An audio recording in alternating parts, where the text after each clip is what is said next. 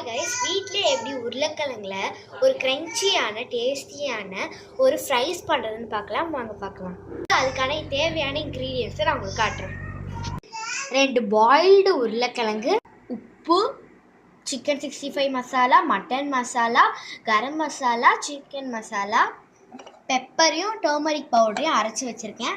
இங்கே கொஞ்சம் chilli tomato, ஒரு கேரட் அண்ட் ஆனியன், இங்கே கொஞ்சம் கார்ன்ஃப்ளவர் மாவு, அப்புறம் எண்ணெய் வச்சுருக்கேன்.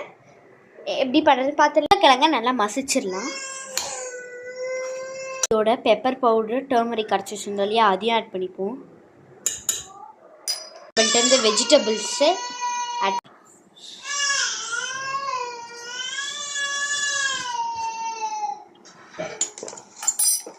மிக்ஸ் பண்ணிடலாம். எல்லாத்தையும் மிக்ஸ் பண்ணிட்டோம். இப்போது இதை ஒரு ஷேப்க்கு கொண்டு வந்துடலாம். ஓகே, இப்போ நம்ம பால்ஸ் பிடிச்சி வச்சிட்டோம். இப்போது இதெல்லாம் ஃப்ரை பண்ணிடலாம். சாரி